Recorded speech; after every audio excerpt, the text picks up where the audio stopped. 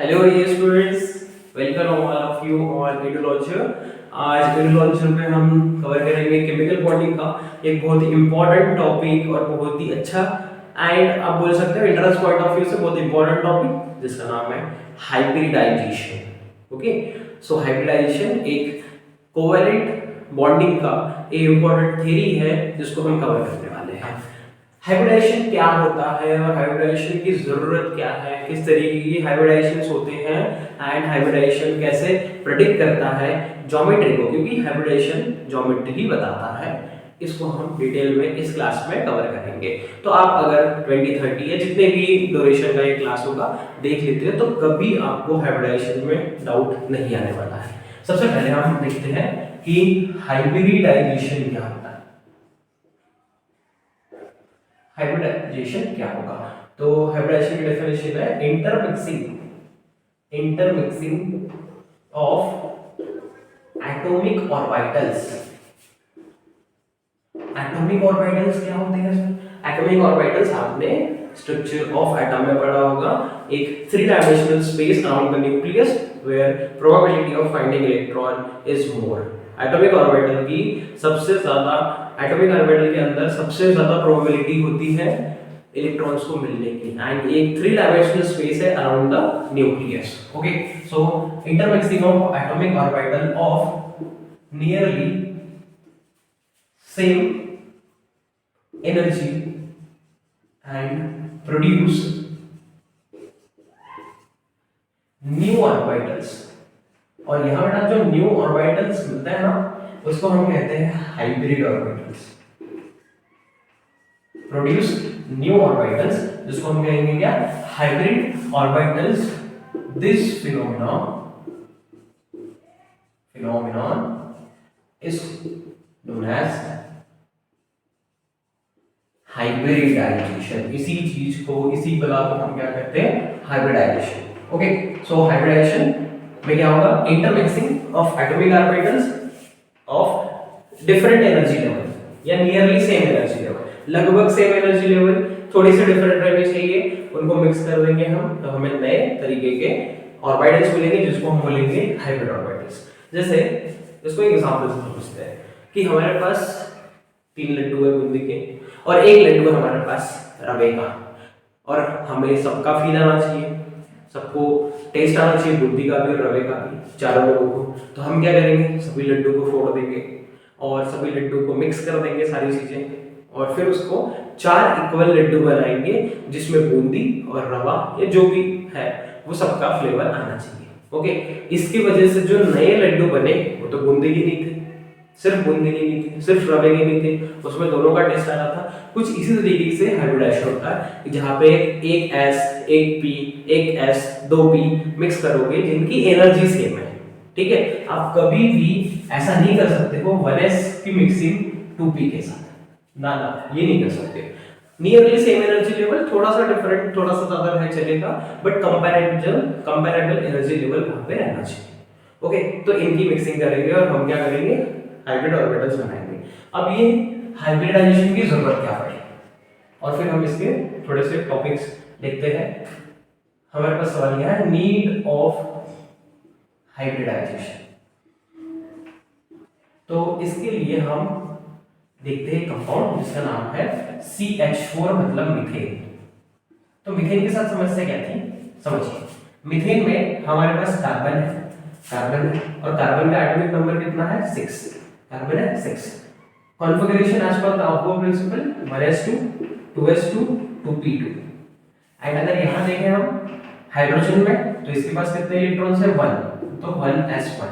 मतलब बॉन्डिंग करने के लिए हाइड्रोजन अपना 1s1 यूज करने वाला है, तो 4 हाइड्रोजन अपने 1s1 के इलेक्ट्रॉन शेयर करने वाले हैं। यहाँ पे कार्बन क्या करता है? 2s की यूज करता है, 2p की यूज करता है।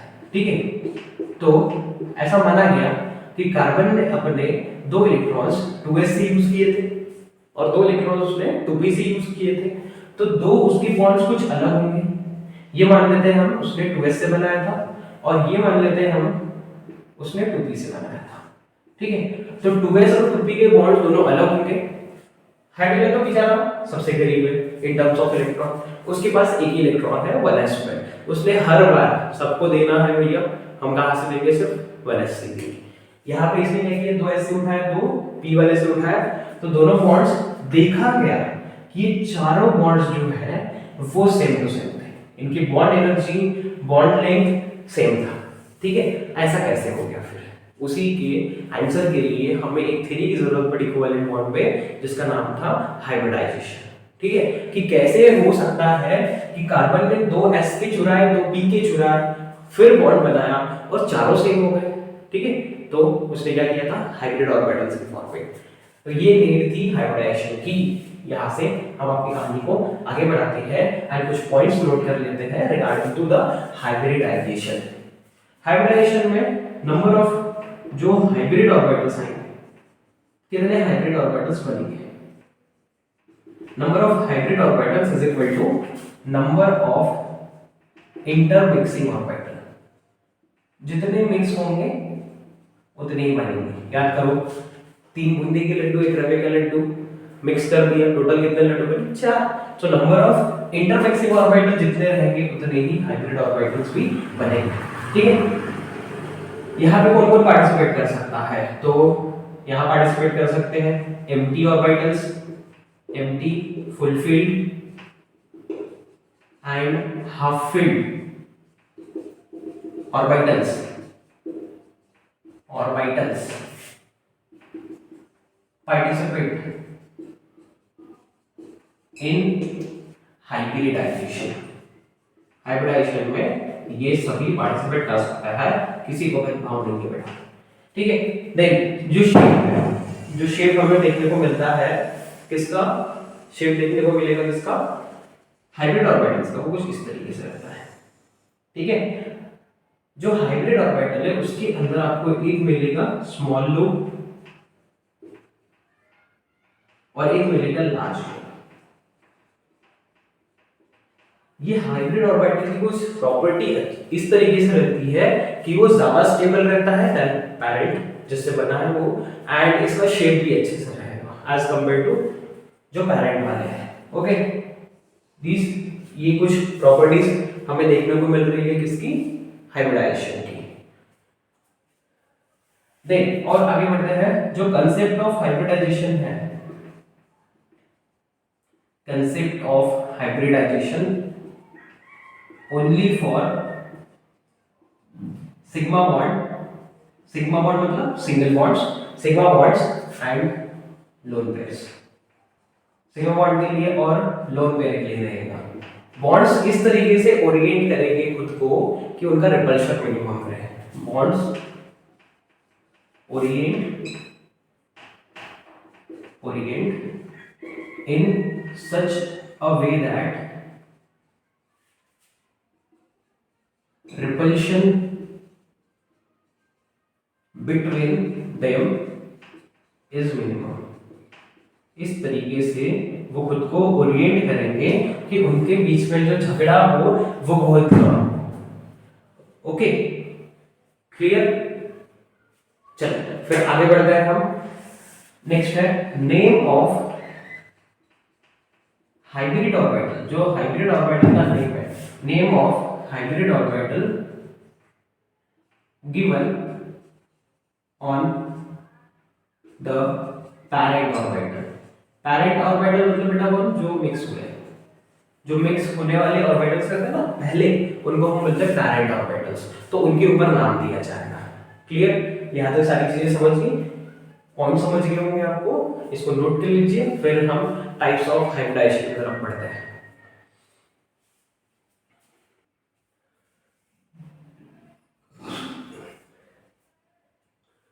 तो चलिए बच्चों आगे बढ़ते हैं अपने अगले टॉपिक की तरफ, हाइब्रिडाइजेशन में, जिसका नाम है टाइप्स ऑफ हाइब्रिडाइजेशन।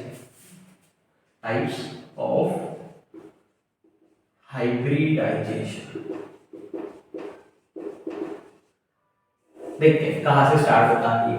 तो देखो हाइब्रिडाइजेशन स्टार्ट होगा जब एक S और एक P मिलेंगे, एक S और एक P मिलते हैं तो इनसे बनता है sp hybrid orbital. sp hybrid orbital. और कितने मिले हैं ये, एक और एक दो, तो यहाँ पे आपको दो मिलेंगे sp हाइब्रिड ऑर्बिटल्स। क्लियर। चलिए आगे बढ़ते हैं, यहाँ पे लेते हैं हम एग्जांपल्स, कुछ एग्जांपल्स कौन से हो सकते हैं, और यहाँ लेते हैं हम उसकी ज्योमेट्री, इनकी ज्योमेट्री क्या होगी, क्योंकि जो हमारे पास हाइब्रिडाइजेशन है, हाइब्रिडाइजेशन थ्योरी हमेशा ज्योमेट्री के बारे में बात करती है, और इसके बाद जो हम पढ़ेंगे VSEPR, वो ज्योमेट्री एंड शेप, जिसको हम स्ट्रक्चर भी कहते हैं, दोनों के बारे में बात करेगा। ठीक है, तो एग्जांपल में आ जाएगा यहाँ पे, मान लीजिए CO2 सॉरी, हाँ एग्जांपल में CO2, और ज्योमेट्री आ जाएगी इसकी लीनियर। नेक्स्ट सेकंड वाला हाइब्रिडाइजेशन का टाइप, एक S, एक ठो S और दो ठो P, इससे मिलेगा हमें तीन ठो sp2 pp। Okay, and example में अगर हम देखें तो यह आ जाता है BF3। ज्योमेट्री आएगी उसको हम बोलेंगे trigonal. Okay, trigonal planar. Next एक ठो फिर से एक ठो है भैया, एंड अब तीन ठो पी ले भैया P, और यहाँ टोटल हमें मिलेंगे 1 2 3 4 sp3 एग्जांपल में आ जाएगा सबसे पॉपुलर मीथेन हो सकता है, या NH3 हो सकता है, वाटर हो सकता है, ऐसे एग्जांपल्स आ सकते हैं। यहाँ पे भी एग्जांपल्स आपको देखने को मिलेंगे AlCl3। एग्जांपल्स की कोई भी कमी नहीं है, बहुत सारे एग्जांपल देखने को मिलेंगे। हाँ, इसका अगर हम ज्योमेट्री की बात करें तो टेट्राहेड्रल, ओके, टेट्राहेड्रल ज्योमेट्री है इसकी। फोर्थ, एक ठो S, अब P चार ठो नहीं हो सकता या क्योंकि P में तीन ठो ही ऑर्बिटल लगता है, तो अब D भी एक ठो आ जाएगा, S P P और एक ठो D, तो यहाँ आ जाएगा sp3d। ओके, तो यहाँ पे आप 5 निकाल देना, क्योंकि ये टोटल कितने हो रहे हैं। एग्जांपल अगर हम देखिए यहाँ पे, तो यहाँ एग्जांपल आ जाएगा भैया PCl5 का, एंड जो हम यहाँ पे देखेंगे कि इसका ज्योमेट्री रहेगा वो हो जाएगा क्या, टेट्राहेड्रल के बाद में बाइपिरामिडल, ट्राइगोनल, जैसे ट्राइगोनल पिलर था उसके बाद आएगा ट्राइगोनल बाइपिरामिडल। और नेक्स्ट फिफ्थ, एक ठो S, तीन ठो P और अब दो ठो D।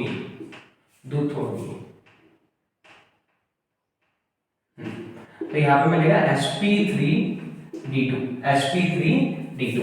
ओके, sp3d2 मतलब टोटल आपको 6 हाइब्रिड ऑर्बिटल्स मिलने वाले हैं। एंड एग्जांपल अगर हम यहाँ पे देखते हैं तो SF6 का एग्जांपल ध्यान रख सकते हैं। ट्राइगोनल बाइपिरामिडल के बाद क्या आएगा, स्क्वायर बाइपिरामिडल,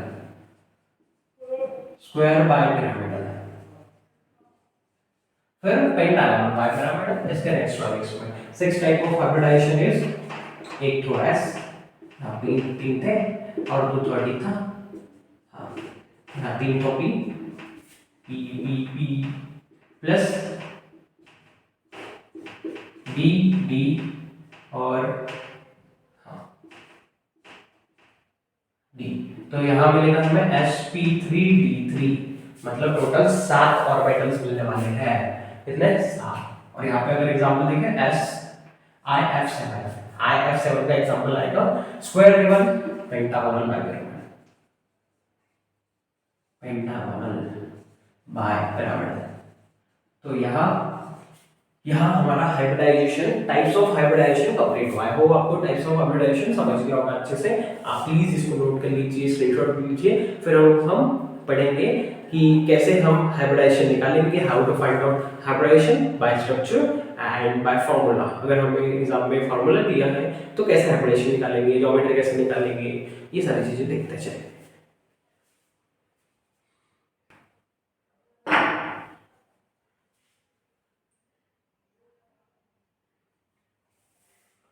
तो चलिए आगे बढ़ते हैं हम टॉपिक की तरफ, जिसका नाम है how to find hybridization geometry, दोनों कैसे निकाला जाएगा। ठीक है, तो सवाल है हमारा क्या, how to find hybridization and geometry. तो देखिए भैया, हाइब्रिडाइजेशन निकालने के दो ही तो तरीका है। पहला है कि अगर आपको सवाल में स्ट्रक्चर दिया है, स्ट्रक्चर वा दिया है, तब आप निकाल सकते हो, और दूसरा आपको फार्मूला दिया है। तो अगर स्ट्रक्चर दिया है तब क्या करना, तब एक फार्मूला लगाना। ठीक है, कैसा? स्ट्रक्चर दिया है तो आप सिंपल सा एक z का फार्मूला लगा सकते हो, number of sigma bonds, sigma bonds, क्योंकि जो सिग्मा बॉन्ड्स है वो सिंगल बॉन्ड रहते हैं। पाई बॉन्ड मतलब एक डबल बॉन्ड रहेगा, उसमें एक पाई बॉन्ड होगा और दूसरा सिग्मा बॉन्ड होगा। डबल बॉन्ड के अंदर हमेशा ध्यान रखिए एक पाई होता है और दूसरा सिग्मा होता है। सिंगल में सिर्फ और सिर्फ सिग्मा होता है। ट्रिपल बॉन्ड के अंदर बीच में सिग्मा होता है एंड ऊपर नीचे पाई होता है। तो ट्रिपल बॉन्ड में कहा जाता है sigma bond is sandwich between, क्योंकि वो बीच में रहता है, sandwich between two pi bonds. Okay, तो नंबर ऑफ सिग्मा बॉन्ड्स मतलब आपको number of single bond search करने हैं। ठीक है, प्लस लोन पेयर। अगर स्ट्रक्चर में लोन पेयर दिया तो उसको ले लेना। यहाँ अगर आपको मॉलिक्यूलर फार्मूला दिया हो तब क्या करना, Z इज इक्वल टू पहले लिखना सेंट्रल एटम के वैलेंस इलेक्ट्रॉन, सेंट्रल एटम जो भी होगा, सेंट्रल एटम किसको कैसे डिसाइड करेंगे वो भी बताता हूँ मैं, प्लस मोनोवैलेंट एटम्स। जितने मोनोवैलेंट एटम्स होंगे, कौन से monovalent, hydrogen, fluorine, chlorine, bromine, iodine, इन सबको हम मोनोवैलेंट बोलते हैं। Okay, plus minus charge. अगर पॉजिटिव चार्ज है तो माइनस करना, और अगर उल्टा नेगेटिव चार्ज है, पॉजिटिव चार्ज अगर है तो फिर उसको फार्मूले में माइनस करना, एंड अगर नेगेटिव चार्ज है तो फार्मूले में प्लस कर देना। क्लियर? यहां तक समझ गया? आगे स्टार्ट करें। बिल्कुल, चलिए। तो पहला सवाल हम स्टार्ट करते हैं on the basis of structure and फिर हम फार्मूले पे आएंगे। पहला अगर हमें यहां पे दिया हुआ है, मान लीजिए ऐसा कुछ, ये है NH3 दोनों तरीके से स्टार्ट करते हैं। ठीक है, ज्यादा डिफिकल्ट नहीं है, एक साथ ही ले लेते हैं। देखिए यहाँ पे अगर हम Z निकाले तो Z कैसे निकलता है, 3 सिग्मा बॉन्ड्स, तो नंबर ऑफ सिग्मा बॉन्ड्स कितने हैं, 3, सिग्मा मतलब single bond, and 1 lone pair, तो ये कितना हो गया, 4। अब Z की वैल्यू 4 का मतलब क्या है, Z की वैल्यू 4 का मतलब क्या है, देखिए यहाँ लिख देते हैं। Z की वैल्यू स्टार्ट होगी 2 से, अगर 2 है तो ज्योमेट्री होगी लीनियर, अगर Z की वैल्यू 3 है तो ज्योमेट्री होगी ट्रायगोनल, प्लेनर, अगर Z की वैल्यू 4 है तो ज्योमेट्री होगी टेट्राहेड्रल, Z की वैल्यू 5 है तो ज्योमेट्री होगी यहाँ पे trigonal pyramidal, trigonal bipyramidal. Next Z की वैल्यू 6 है, भैया Z की वैल्यू 6 है तो ये हो जाएगी ट्रायगोनल के बाद स्क्वायर बाइपिरामिडल,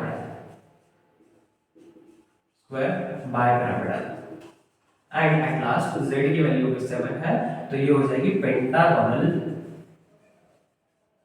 बाइपिरामिडल। ओके, तो यहाँ से आप Z की वैल्यूज लर्न कर लेना, Z की वैल्यूज लर्न कर लोगे तो आपको ज्योमेट्री भी इजीली लर्न हो जाएगी। तो अभी Z की वैल्यू कितनी है यहाँ हमारे पास में 4, और अगर 4 प्रेजेंट है तो हम क्या कहेंगे, इसकी ज्योमेट्री कैसी है, बताइए, सही वैल्यू बोलो, इसकी ज्योमेट्री है टेट्राहेड्रल।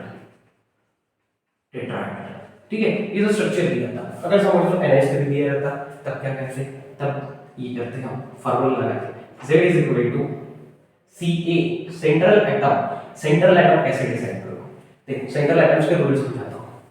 सेंट्रल एटम हमेशा कम नंबर में रहेगा, जो लीस्ट नंबर में है उसी को आप बोलोगे central atom. Second thing, oxygen and hydrogen अगर ये किसी कंपाउंड में किसी और के साथ प्रेजेंट है तो वो कभी भी सेंट्रल एटम नहीं हो सकते, और हाइड्रोजन तो हो ही नहीं सकता है, hydrogen never be central atom. Oxygen होगा अगर हाइड्रोजन और ऑक्सीजन का एक दूसरे का बॉन्ड बना है तो, अदरवाइज ऑक्सीजन और हाइड्रोजन कभी भी सेंट्रल एटम नहीं होंगे।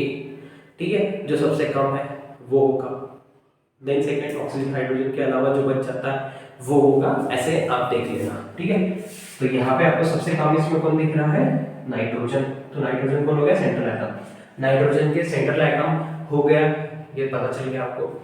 नाइट्रोजन की लास्ट ऑर्बिट में 5 इलेक्ट्रॉन्स रहते हैं, तो यहाँ पे लिखो क्या 5। उसके बाद mono valent atom, single valent atom, hydrogen है ना, कितना है 3, तो +3 करो। कोई चार्ज दिख रहा है क्या ऊपर नीचे? बिल्कुल नहीं, कोई चार्ज ही नहीं है। तो क्या करना है फिर इसको, हमें क्या करना है, डिवाइड बाय 2, इस फार्मूले में डिवाइड बाय 2 कर लेना। 5 + 3 8 डिवाइड बाय 2 4, और 4 आ गया। 4 आ गया, वो चीज हमें ध्यान है, हम क्या लिख देंगे यहाँ पे, इसकी ज्योमेट्री मिलेगी टेट्राहाइड्रल। हाइब्रिडाइजेशन बताइए, हाइब्रिडाइजेशन sp3 हाइब्रिडाइजेशन sp3, यहाँ से स्टार्ट होगा sp sp2 sp3 sp3d sp3d2 and at last sp3d3। Okay clear. चलो और आगे बढ़ते हैं, SO3 ऐसा दिया आपको, तो कैसा रहेगा, कैसा रहेगा, बहुत अच्छा रहेगा, ऐसा स्ट्रक्चर आएगा इसका SO3 का। SO3 के अंदर हम Z की वैल्यू एज पर स्ट्रक्चर निकालेंगे, नंबर ऑफ सिग्मा बॉन्ड्स। अगर डबल बॉन्ड है तो उसमें एक सिग्मा बॉन्ड रहेगा, तो total number of sigma bonds is 3। Hybridization बताइए, 3 के आगे sp2 हाइब्रिडाइजेशन, ज्योमेट्री बताइए क्या, ट्रायगोनल प्लेनर। Okay clear. चलो अगर हमें फार्मूले से निकालना था तब कैसे निकालते, देखिए सेंट्रल एटम कौन है, ऑक्सीजन तो हो नहीं सकता है, बचा कौन, सल्फर। सल्फर के लास्ट ऑर्बिट में 6 रहता है, 6। मोनोवैलेंट कोई है ही नहीं भैया, चार्ज कोई है ही नहीं, तो डिवाइड बाय 3, ठीक है। एंड हाइब्रिडाइजेशन आ जाएगी sp2 एंड आपके सामने दिया हुआ ट्रायगोनल प्लेनर 3 के लिए। ओके कोई परेशानी, कोई समस्या, देख लीजिए कोई समस्या है आपको। नेक्स्ट क्वेश्चन लेते हैं PCl5 का। PCl5 ये थर्ड क्वेश्चन, PCl5। अब PCl5 का स्ट्रक्चर कैसे निकालते हैं, देखो 5 वालों का स्ट्रक्चर कैसे निकालते हैं समझाता हूं। आप क्या करना, यहां रखना, एक ऊपर एक नीचे एक इधर, ये जो तीनों बॉन्ड्स प्रेजेंट है इसको हम बोलेंगे इक्विटोरियल। ये इक्विटोरियल पोजीशन पे है और ये एक्सियल पोजीशन पे है। इक्विटोरियल पोजीशन वाले जितने भी हैं इनके बीच एंगल होगा 120 डिग्री। ये तीनों, ये वाला, ये ऊपर और ये नीचे रहेगा, ठीक है। इनके बीच में, तीनों के बीच में एंगल रहेगा 120 और ये रहेंगे ऊपर नीचे 90 डिग्री पे। तो आप ध्यान रख सकते हो कि जो 5 वाला है, 5 वाला, इसके पास 3 जो है वो प्रेजेंट है कितने, 120 डिग्री के एंगल्स, एंड 2 प्रेजेंट है 90 डिग्री के angles. Equatorial positions and axial position, Cl Cl Cl Cl Cl, हर एक के बीच का 120 नहीं है बेटा, ये Cl और ये यहां से अगर यहां आते तब 120 होगा, ये 120, तो तीनों को देखो ऐड कर लोगे 360 आ गया आपका। क्लियर। इक्वेटोरियल पोजीशंस पे जो रहते हैं 120, एक्सियल पोजीशन पे जो रहते हैं वो कितना, 90। ओके सो Z कैसे निकालेंगे, देखो नंबर ऑफ सिग्मा बॉन्ड्स, कितने नंबर ऑफ सिग्मा बॉन्ड है, 5, खत्म हुआ, 5 है। हाइब्रिडाइजेशन sp3d ट्रायगोनल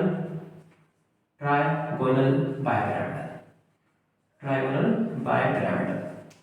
फार्मूले से कैसे निकालते हैं हम, फार्मूले से ध्यान दीजिए, फार्मूले से कैसे निकालेंगे, PCl5 Z is equal to, central atom कौन हो गया जो कम रहेगा, फास्फोरस। फास्फोरस की लास्ट ऑर्बिट भी कितना रहता है 5।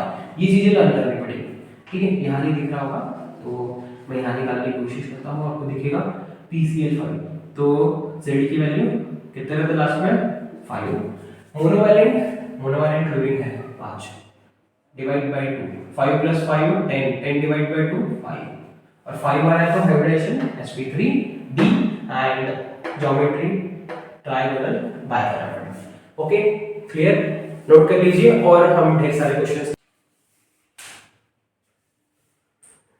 तो चलिए बच्चों, दिए गए क्वेश्चंस का हमें हाइब्रिडाइजेशन, ज्योमेट्री एंड सारी चीजें हमें निकालनी है यूजिंग फार्मूला, और देखते हैं आपको आता है क्या। एक दो मैं समझा देता हूँ, ट्राई करिएगा पॉज करके आप यूज के बारे में। तो सबसे पहले हम यहाँ आंसर डिस्कस करते हैं, एंड फर्स्ट का HNO3, HNO3 का कैसे आएगा, तो फार्मूले के अकॉर्डिंग Z निकालना है हमें। क्या देखेंगे, सेंट्रल एटम, ऑक्सीजन और हाइड्रोजन तो हो नहीं सकते, बचा कौन बेचारा, नाइट्रोजन। नाइट्रोजन के लास्ट ऑर्बिट में कितने इलेक्ट्रॉन्स होते हैं बेटा, 5। ओके याद रखते चलिए 5। नंबर ऑफ मोनोवैलेंट एटम सिर्फ हाइड्रोजन है यहाँ पे, यहाँ मोनोवैलेंट एटम अगर मैं लिख लूं hydrogen, fluorine, fluorine, bromine, iodine, बस fluorine, chlorine, bromine, iodine, hydrogen के साथ, तो +1 हाइड्रोजन बिकॉज एक ही मोनोवैलेंट है। देन उसके बाद में डिवाइड बाय 2, तो 6 डिवाइड बाय 2, Z की वैल्यू कितनी आएगी 3 है, तो हाइब्रिडाइजेशन कितना आएगा 3 है, तो हाइब्रिडाइजेशन आ जाएगा sp2, और ज्योमेट्री कितनी आएगी ट्राइगोनल प्लेन, ट्राइगोनल प्लेन। चलिए दूसरा सवाल की तरफ बढ़ते हैं। NO3 minus, NO3 minus Z की वैल्यू कैसे निकालेंगे, कैसे निकालें? नंबर ऑफ सेंट्रल एटम के बैलेंस इलेक्ट्रॉन्स नाइट्रोजन के 5, फिर उसके बाद मोनोवैलेंट कोई है ही, प्लस माइनस चार्ज याद करो, प्लस माइनस चार्ज फॉर्मूला में बताया था, अगर नेगेटिव चार्ज है तो ऐड करो, पॉजिटिव चार्ज है तो माइनस करो। मैंने नेगेटिव चार्ज दिया, एक नेगेटिव चार्ज है +1 डिवाइड बाय 2, 6 डिवाइड बाय 2 3 आ गया, मतलब sp2 trigonal plane. Okay, third SO2 दिया है हमें, तो देखो Z सल्फर की लास्ट ऑर्बिट में 6 रहता है, सल्फर की लास्ट ऑर्बिट में 6 इलेक्ट्रॉन्स प्रेजेंट रहता है। उसके बाद मोनोवैलेंट कोई है, चार्ज कोई है नहीं, 6 divide by 2 3 sp2 trigonal plane. तो ट्राई कीजिए एक बार, बाकी दिए गए क्वेश्चन से एक बार पॉज करके ट्राई करो आप। चलो पॉज करके ट्राई किया होगा, आया होगा आंसर, मैच कर लेना, नहीं आया होगा तो ध्यान देना चाहिए। CH4 Z सेंट्रल एटम कौन है बेटा, सेंट्रल एटम कौन होगा, कार्बन होगा, क्योंकि हाइड्रोजन तो हो नहीं सकता, कभी हाइड्रोजन नहीं हो सकता। सो कार्बन के लास्ट ऑर्बिट में कितने इलेक्ट्रॉन्स होते हैं 4, मोनोवैलेंट कितने हैं 4, डिवाइड करो 4 + 4 8 डिवाइड बाय 2 4 हो जाएगा। ओके क्लियर, एंड 4 आ गया तो हाइब्रिडाइजेशन sp3 ये हो जाएगा टेट्राहाइड्रल, टेट्राहाइड्रल। फिफ्थ नंबर का क्वेश्चन, फिफ्थ नंबर का क्वेश्चन क्या है H2O, H2O का Z निकालना है हमें, क्या करेंगे? अब सेंट्रल एटम कौन होगा, अगर हाइड्रोजन ऑक्सीजन साथ में है तो ऑक्सीजन को बनना पड़ता है सेंट्रल एटम, और जो कम है वो बनेगा, ठीक है। तो यहाँ कम कौन है, आप बोल सकते हो ऑक्सीजन, ऑक्सीजन की लास्ट ऑर्बिट में 6 रहते हैं, मोनोवैलेंट 2 है, 6 + 2 8 divide by 2 4 sp3 hybridization tetrahedral geometry. Okay चलिए नेक्स्ट क्वेश्चन की तरफ बढ़ते हैं, फिफ्थ वाला, फिफ्थ हो गया, सिक्स्थ वाला है ज़ेनॉन, उसके बाद ट्राईऑक्सी डाइफ्लोराइड, सिक्स्थ ज़ेनॉन ट्राईऑक्सी डाइफ्लोराइड। कैसे करेंगे, कैसे करेंगे?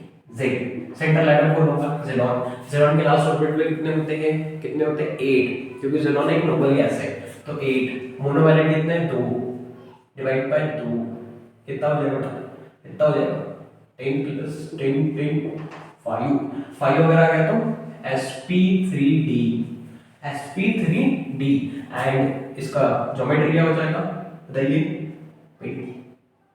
ट्राइगोनल, हाँ 5 बॉन्ड है तो trigonal bipyramidal, bipyramidal. Okay next seventh वाला, सेवेंथ वाला क्या है, सेवेंथ वाला ज़ेनॉन,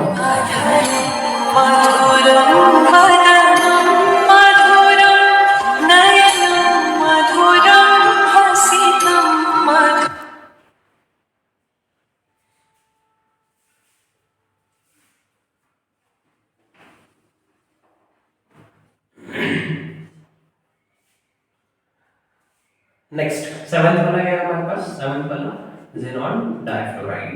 Z की वैल्यू, ज़ेनॉन के लास्ट ऑर्बिट में कितने होते हैं 8, मोनोवैलेंट कितना है 2, तो 8 + 2 divide by 2 10 divide by 2 5 sp3d trigonal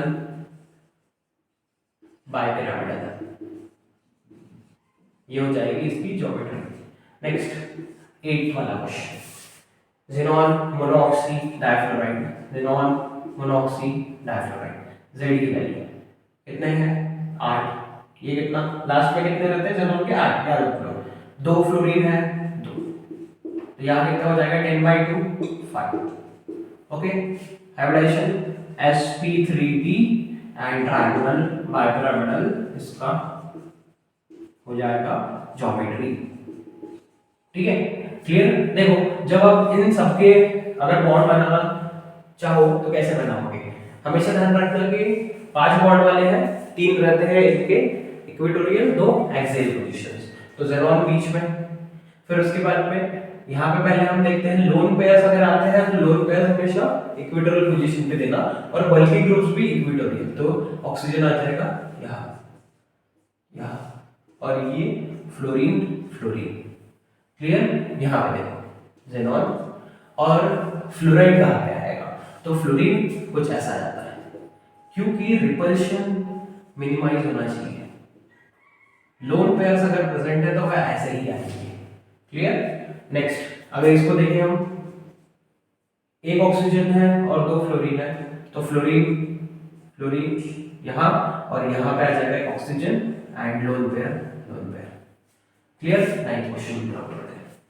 9th question क्या है, SF6 Z निकालते हैं। सल्फर के लास्ट ऑर्बिट में 6 इलेक्ट्रॉन्स, मोनो वाले कितना है 6 divide by 2, 12 divide by 2, Z की वैल्यू आ गई 6।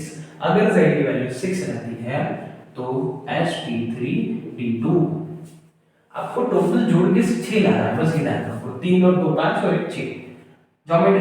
ज्योमेट्री कैसे आएगी, ट्रायंगुलर बाइपिरामिडल के बाद स्क्वायर बाइपिरामिडल, ये रहता है। Last question, last xenon tetrafluoride, Z की वैल्यू, ज़ेनॉन के लास्ट ऑर्बिट में 8 इलेक्ट्रॉन्स, 4 मोनोवैलेंट है, divide by 2, 12 divide by 2 6, sp3d2 and square bipyramidal, इसकी हो जाएगी ज्योमेट्री।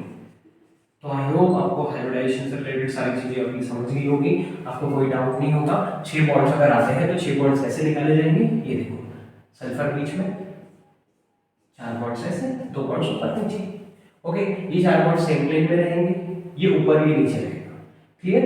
ये 4 बॉन्ड जो है वो सेम प्लेन में रहेंगे, सेम प्लेन मतलब सेम पेज पे। अगर आप एक पेज ले रहे हो और वहां पे ड्रॉ कर रहे हो तो जो 4 बॉन्ड है वो सेम पेज पे आ जाएंगे, वो ऊपर आएगा और एक नीचे आएगा। Fluorine fluorine fluorine fluorine fluorine fluorine, and यहाँ पे ज़ेनॉन के बारे में सोचो अगर, तो ज़ेनॉन कितने बॉन्ड बना सकता है, मैक्सिमम यहाँ पे वो बॉन्ड बना सकता है। लोन पेयर्स कितने बच जाएंगे, 1, 4 बॉन्ड्स बच गए, 8 इलेक्ट्रॉन्स थे, 1 इलेक्ट्रॉन थे, 2 लोन पेयर बचे, सॉरी 2 लोन पेयर बचने वाले हैं।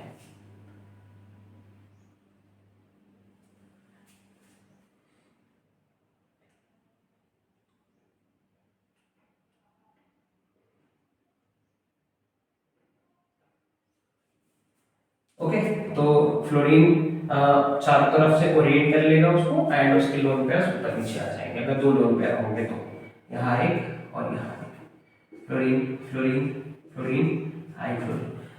आई hope you clear with the hybridization, आपको बहुत अच्छे से हाइब्रिडाइजेशन समझ गया होगा, एंड इसके बाद हाइब्रिडाइजेशन में कोई भी प्रॉब्लम नहीं आएगी। अगर कोई डाउट रहेगा तो आप मुझे प्लीज कमेंट कीजिए, मैं कमेंट आंसर दूंगा। Thank you so much.